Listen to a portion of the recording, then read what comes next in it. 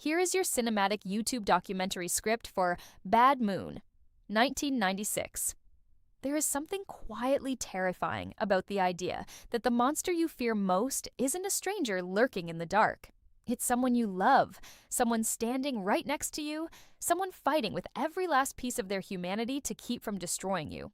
That tension, that unbearable intimacy of dread, is the beating heart of Bad Moon, a 1996 werewolf horror film that most people walked past without a second glance. And that is a genuine shame, because beneath its modest production and its B-movie exterior lives a story with far more psychological weight than the genre it was placed in. This is not a film about a monster. It is a film about a man trying not to become one, and a dog who knows the truth long before anyone else does. Let's go back to the beginning, because the way this film opens tells you everything about what it intends to be. We start not in suburbia, not in a quiet American town, but deep in the jungles of Nepal.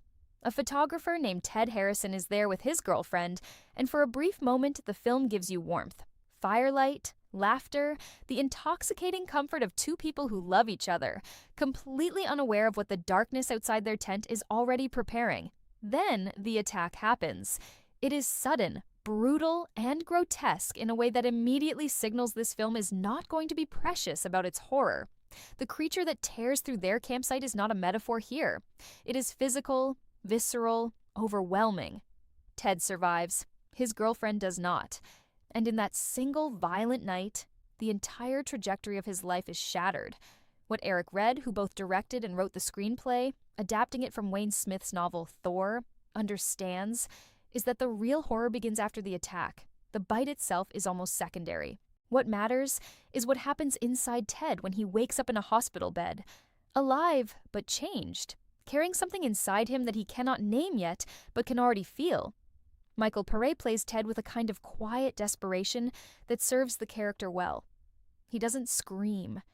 He doesn't fall apart in dramatic monologues. He holds it together. He smiles when he needs to smile. He answers questions calmly. But behind his eyes, something is already shifting. And Pare communicates that unease with a restraint that makes it all the more unsettling. Ted eventually returns to the United States and makes a choice that reveals his character more than any dialogue ever could. He parks a trailer in the woods near his sister Janet's home, wanting to be close to family, but not inside the house. He is isolating himself deliberately. He knows, on some level, what he is becoming, and he is trying to create distance, a buffer zone between whatever he is turning into and the people he loves most. It's a quietly devastating decision. The man is not running from responsibility.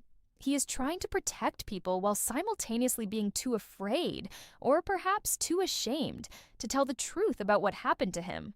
That psychological contradiction, the compulsion to stay close while knowing you should run, is where the film lives. Now, here is where Bad Moon does something genuinely unusual, something that separates it from nearly every other werewolf film you've ever seen. The story shifts perspective. Not to Ted, not to Janet, but to Thor, a German shepherd, the family dog. And this is not a gimmick. This is the film's most intelligent structural choice, because Thor becomes the lens through which we understand everything happening around him. He cannot speak. He cannot warn anyone with words, but he watches. He listens. He senses. And from the very first moment Ted arrives near the property, Thor knows something is wrong. Not in a supernatural way, in the deepest animal way. The way a dog knows a thunderstorm is coming before a single cloud appears in the sky. Thor watches Ted with an intensity that the camera lingers on with great deliberateness. Director Eric Red frames Thor not as a background detail, but as an active presence, a witness, almost a detective, piecing together evidence the human characters are too emotionally invested to see clearly. When Ted is kind and warm during the day, the family, Janet and her young son Brett, sees a beloved brother, a caring uncle. When the moon rises and Ted disappears into the darkness behind the tree line, Thor tracks his absence. Thor hears things. He smells things that haven't happened yet.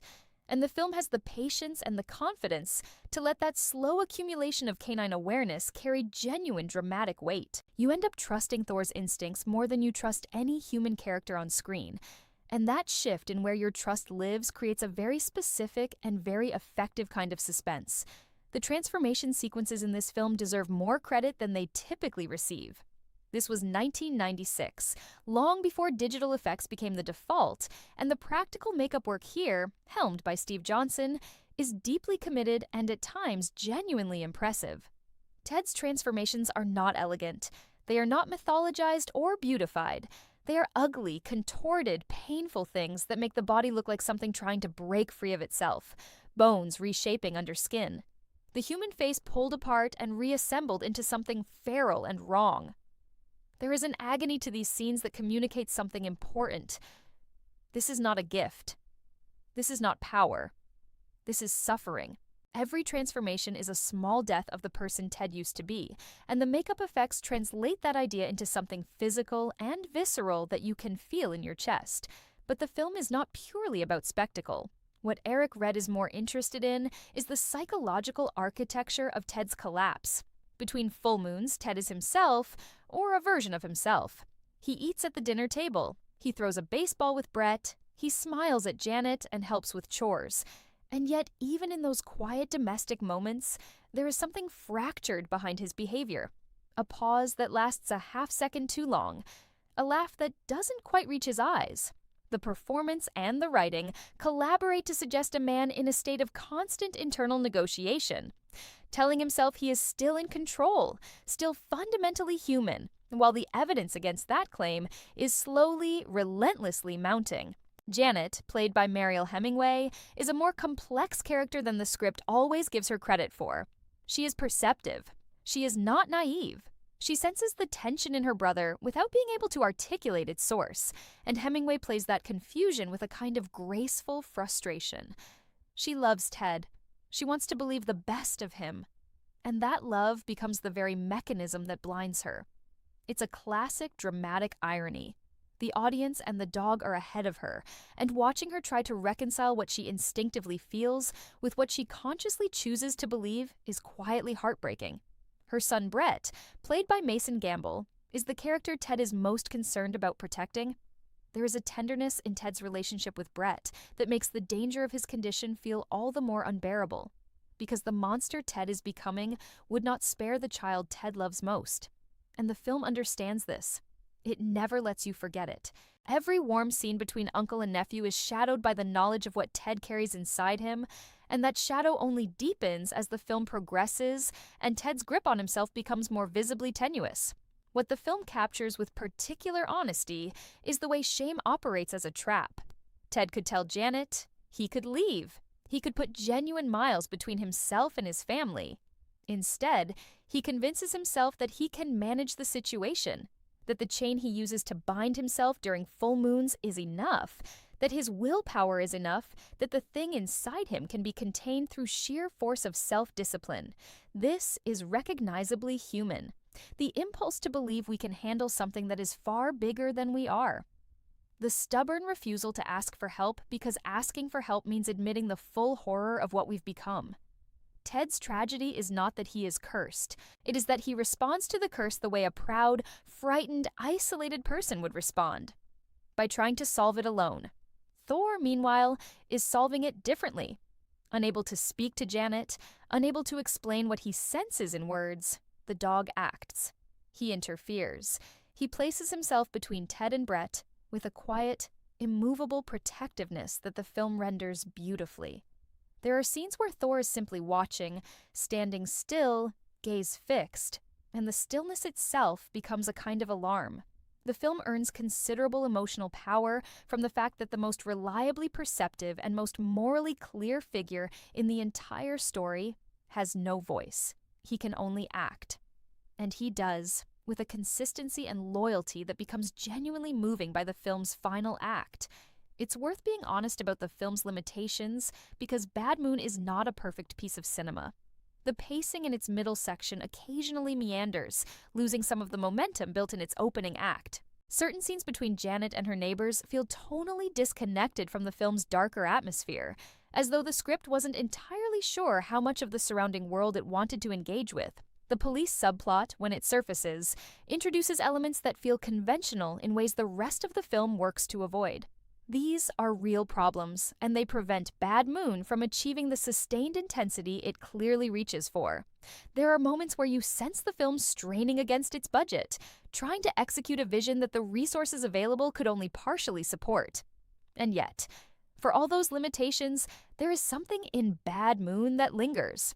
The final confrontation between Thor and the werewolf, between the loyal dog and the transformed thing that used to be someone he coexisted with, is handled with a directness and an emotional clarity that is genuinely affecting. It doesn't try to be operatic. It doesn't reach for a grandiose score or slow-motion symbolism. It is immediate and physical and strangely sad, because you understand, in that moment, that what Thor is fighting isn't truly the enemy. The enemy is the disease. The enemy is what happened in Nepal. What Ted is fighting, even as a monster, is his own nature. And by the time the film reaches this point, you've spent enough time inside that struggle to feel the weight of its conclusion. What Eric Red seems to be saying, and what makes Bad Moon more interesting than its reputation suggests, is that horror and love are not opposites. They can live inside the same person. They can coexist in the same story, in the same family, around the same dinner table. The thing Ted is becoming is horrifying, and Ted himself is not a villain. He is a man who was wronged by the universe, who is losing a battle he never asked to fight, who loves the people around him enough to recognize the danger he poses to them, even if he can never fully act on that recognition in time. That's a tragedy dressed in genre clothing. And tragedy, when it's handled with even modest skill, has a way of staying with you. The 1990s were not kind to mid-budget horror films with ambitions that exceeded their commercial appeal, and Bad Moon became one of many films that quietly disappeared from mainstream conversation almost immediately after its release. It was not a box office success. Critics at the time were not generous. It was easy to dismiss as another werewolf film in a crowded decade of creature features. But the films that disappear the fastest are sometimes the ones that deserve a second look the most. The ones that were misunderstood, not because they failed, but because they were placed in the wrong context, evaluated against the wrong expectations. Watch Bad Moon. Not as a straightforward horror film, and it opens up considerably. Watch it as a story about a man disintegrating from the inside, about a dog who refuses to look away from the truth, about a family that doesn't know it's already standing at the edge of something catastrophic, and suddenly the modest production values feel less like limitations and more like a frame that keeps the film's emotional subject matter exactly where it needs to be. Close, quiet, intimate, and unrelenting. Some monsters are loud and spectacular. The ones that haunt you longest are the ones that look like someone you recognize, fighting a war inside themselves that no one around them can fully see. Bad Moon knows that. And in its best moments, it makes you feel it too.